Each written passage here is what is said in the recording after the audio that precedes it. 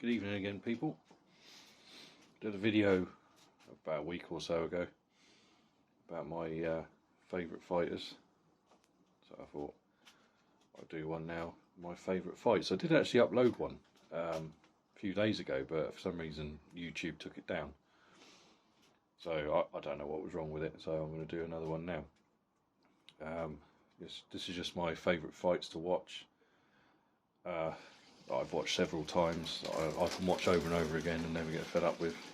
You have to excuse that noise. That's my neighbour's bathroom, sink or bath emptying. So I do apologise for that noise in the background. Right, let's get on with the list. It took me a while to compile this list, so yeah, I kept changing my mind and missing things off. So this is my I've rounded up to the top 10. It changes every day, so there's no real ranking. You know, this is just the top 10.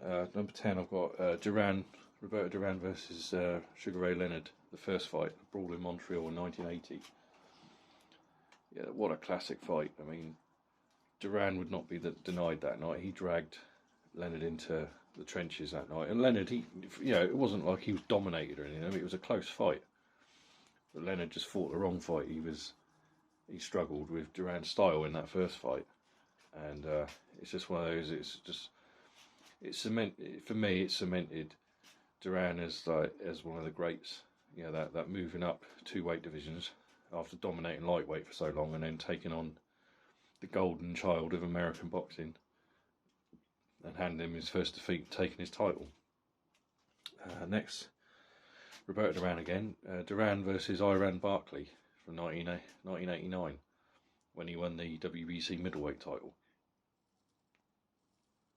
I mean, he was well past his best, and obviously Barkley was the favourite, coming off his win the previous year when he shocked Tommy Hearns to win the title with a 3rd round knockout.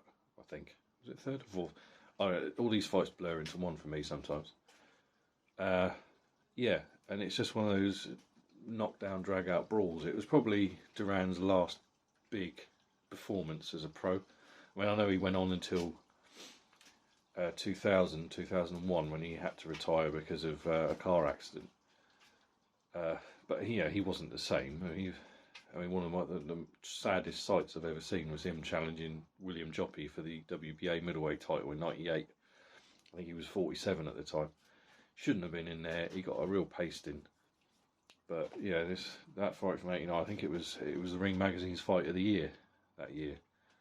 So it's another favourite of mine to watch. They were just going back and forth, and Duran, it was his last big performance on the world stage. Next, I've got the Pacquiao Marquez fights. I couldn't choose one fight out of the quadrilogy, so I went with all 4. That's cheating, but all 4 fights are fantastic. You know, Ali and Frazier had each other as rivals. Pacquiao and Marquez had each other. You know, from the first fight, all those 3 knockdowns in the first round, and then they brawled to a draw, and the second fight, which Pacquiao took on a razor-thin decision, and the third one, which I had as a draw, but Pacquiao got the decision, and the 4th fight was probably the better fight of all of them. But yeah, I will watch any of them over and over again. Next, got Oscar De La Hoya against Shane Mosley, the first fight from June 2000. That was a brilliant fight. I remember watching that and thinking, oh, De La Hoya should get this because he's naturally bigger. But Mosley fought the fight of his life that night, and they produced a real classic for the WBC welterweight title, and that's a fight I will regularly go back. I mean, I saw that live when I was 17. Sat up till 4 o'clock in the morning, UK time obviously, to watch that one live, and yeah, very entertaining. Next, again, I couldn't separate them, but the Andrew Golota, Riddick Bowe fights, both fights. I mean, apart from, I'm not including the riot in the first one because that was horrendous, but they were both just brawls. They both were just knocking the shit out of each other, especially the second one. It's just a shame that they were spoilt by the low blows, really. They were classic fights, but again, it was the low blows that got a lot of disqualifying in both fights. That kind of ruins it for me, obviously. But you just forget about it. Just shove a fight on. If I'm bored or I'm on the exercise bike or whatever, I will just shove on one of those two fights. They're fantastic fights. Next, I've got Holyfield versus Bowe, the first fight.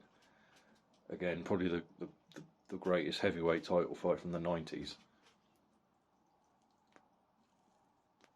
Just real back and forth, especially the 10th round, where they really just went for each other. Holyfield was all but finished. And then towards the end of the round, he just started coming back and landing combinations, and Bowe just looked a bit shocked, But the whole thing, from start to finish, was just... every fighter needs a rival, I think, especially in the heavyweight division. Ali and Frazier had each other. Bowe and Holyfield had each other. Well, it's not just the heavyweight division. Boxing is based on rivalries, I think. And I think these days they try too hard to create a rivalry that's not there. I mean, like the Fury Chisora thing that's going on at the moment. That's not a rivalry. It'll be their third fight, but it's not a proper rivalry. But anyway, that's a story for another day. Next, Aaron Pryor, Alexis Arguello, the first fight. If you've never seen it, you need to watch it. They were two absolute threshing machines, just going at each other. Endless punches and punches. Pryor would be hammering away with both hands, and then suddenly Arguello would come back, and they just trade. I mean, again, it's spoilt a little bit. A bit of controversy with the infamous bottle incident that Pryor's trainer, Panama Lewis, produced, and no one really knows what was in it. And obviously, it was known that in later years that throughout his career that Pryor had a problem with cocaine. So whether or not he was on something, we'll never know. But again, just a classic brawl, one of the most brutal, savage fights you could ever watch. If you've never seen it, watch it. Obviously, Hagler Hearns I've got on my list, number 3. I mean, this is no in order, like I say. I've just rounded up my 10 favourite fights. Again, Hagler Hearns. If you've never seen it, you need to see it. If you have seen it, you know what I'm talking about. Just 3 rounds of mayhem. And then the next two are Oscar De La Hoya versus Fernando Vargas from 2002. The big bad blood grudge match. All stemmed from an alleged slight that De La Hoya ignored Vargas when he was a young man. Vargas held this anger and hatred towards De La Hoya ever since, and then they had this fight, and it was just a back and forth fight, and then obviously De La Hoya stopped him in the 11th, and it was, again, it's another one that was spoilt a little bit, controversy, when Vargas tested positive for PEDs, but it doesn't take away from the fight. It was a really entertaining fight. And the last one on here, on my official list, Trinidad versus Vargas. Felix Trinidad against Fernando Vargas. Brilliant fight. You got to see it. Vargas was all but finished in the first.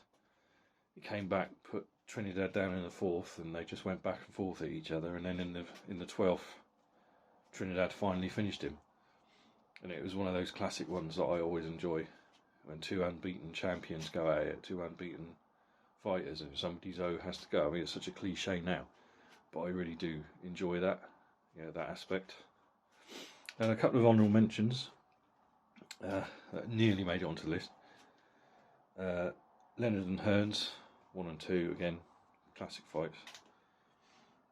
Kelly Pavlik versus Jermaine Taylor, the first fight, 2007. Again, I enjoyed that fight. That was real back and forth stuff. And then Pavlik, just sheer will and power, took him out. Julio Cesar Chavez and Meldrick Taylor, the first fight, again, a bit controversial at the end with the late stoppage. There was 2 seconds left on the clock. Richard Steele stopped it, and Meldrick Taylor was ahead on points. But again, just a real classic fight. And this is a weird one that nearly made it. It's one I watch regularly. Andrew Golota challenging Johnny Ruiz for his WBA heavyweight title. Not that it was a good fight, because Johnny Ruiz is one of the worst fighters, in my opinion, ever to lace him up. But style-wise, I mean. But just mainly for the antics of Ruiz's trainer, Norman Stone, because he's completely insane. If you've never seen it, you've got to see it. You know, Norman Stone was absolutely mad.